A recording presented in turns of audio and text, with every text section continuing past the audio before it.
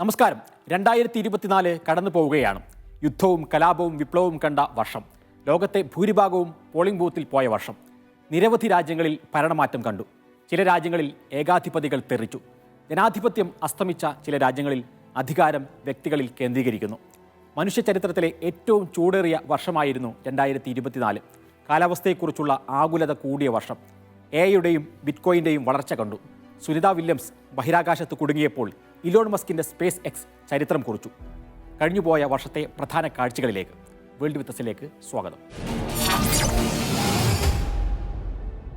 ഇസ്രായേലിൻ്റെ വംശഹത്യ ലൈവായി ലോകം കണ്ടുനിന്ന വർഷമായിരുന്നു 2024.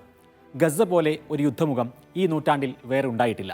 ഏറ്റവും കൂടുതൽ പ്രതിദിന മരണനിരക്കുള്ള യുദ്ധമായി ഗസ മാറി. ഗസയിൽ ഒരിഞ്ച് ഭൂമി പോലും സുരക്ഷിതമായിരുന്നില്ല.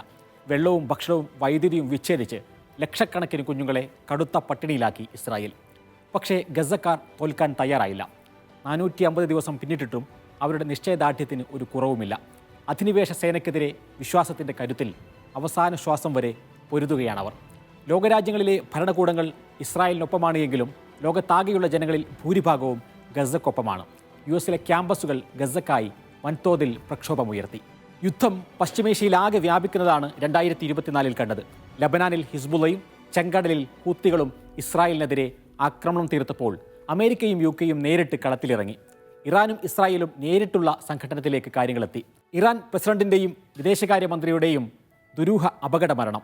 അതിനുശേഷം ഇറാനിൽ ഹമാസ് മേധാവി ഇസ്മായിൽ ഹനിയെയും ഇസ്രായേൽ കൊന്നു. ലബനാനിൽ മറ്റൊരു യുദ്ധമുഖം തുറക്കുകയായിരുന്നു ഇസ്രായേൽ. ഹിസ്ബുള്ളയുടെ ആശയവിനിമയ സംവിധാനങ്ങൾ ആകെ തകർത്ത ഇസ്രായേൽ ഹസൻ നസുറുള്ളയെയും ഹാഷിം സൊഫീദ്ദീനെയും മറ്റനേകം ഹിസ്ബുള്ള നേതാക്കളെയും ഇല്ലാതാക്കി. ഗസയിൽ ഹമാസിൻ്റെ തലവൻ യഹ്യ സിൻവാറിനെയും ഇസ്രായേൽ വധിച്ചു. മരിക്കുന്നതിന് തൊട്ടുമുമ്പുള്ള സിൻവാറിൻ്റെ ദൃശ്യം ഫലസ്തീൻ പ്രതിരോധത്തിൻ്റെ മറ്റൊരു പ്രതീകമായി. രണ്ടാം ലോക യുദ്ധത്തിന് ശേഷം യൂറോപ്പ് കണ്ട ഏറ്റവും ദീർഘമായ സംഘർഷമായി യുക്രൈൻ റഷ്യ യുദ്ധം മാറി. മൂന്നാം ലോക യുദ്ധത്തിൻ്റെ ഭീഷണിയും ആണവായുധ ഭീഷണിയും പുടിൻ ഉയർത്തി. അമേരിക്കയും നാറ്റോ രാജ്യങ്ങളും യുക്രൈന് എല്ലാ പിന്തുണയും നൽകുന്നതാണ് യുദ്ധം ഈ രീതിയിലാകാൻ കാരണം. ഒടുവിൽ റഷ്യക്കുള്ളിലും ഉന്നതരെ വധിച്ചു യുക്രൈൻ. ട്രംപ് വന്നാൽ വെടിനിർത്തൽ ചർച്ചയ്ക്കൊരുക്കമാണെന്ന് പുടിൻ പറയുന്നു.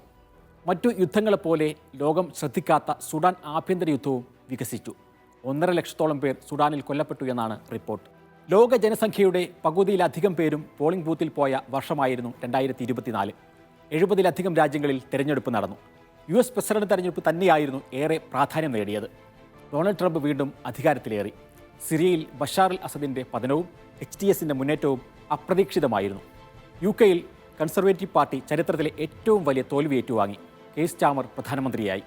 യൂറോപ്യൻ പാർലമെന്റിലേക്കുള്ള തെരഞ്ഞെടുപ്പിൽ തീവ്ര വലതുപക്ഷ പാർട്ടികളുണ്ടാക്കിയ മുന്നേറ്റം യൂറോപ്പിനെയാകെ ഞെട്ടിച്ചു. നമ്മുടെ അയൽ രാജ്യങ്ങളെല്ലാം വലിയ മാറ്റങ്ങൾക്ക് സാക്ഷ്യം വഹിച്ച വർഷമായിരുന്നു 2024. ബംഗ്ലാദേശിൽ വിദ്യാർത്ഥി വിപ്ലവത്തെ തുടർന്ന് ഷെയ്ഖ് ഹസീനയ്ക്ക് ഒളിച്ചോടേണ്ടി വന്നു. ശ്രീലങ്കയിൽ ഇടതുപക്ഷ സഖ്യം അധികാരം പിടിച്ചു. പാകിസ്ഥാനിൽ ഇമ്രാൻഖാനെ ജയിലിലടച്ചു. റഷ്യയിലും 2024 തെരഞ്ഞെടുപ്പ് നടന്നു. പക്ഷേ പുടിൻ വിരുദ്ധരെയൊന്നും മത്സരിക്കാൻ അനുവദിച്ചിരുന്നില്ല. പുടിൻ്റെ പ്രധാന എതിരാളി അലക്സി നവൽനി ജയിലിൽ മരിച്ച നിലയിൽ കണ്ടെത്തിയത് തെരഞ്ഞെടുപ്പിന് തൊട്ടു മുമ്പായിരുന്നു.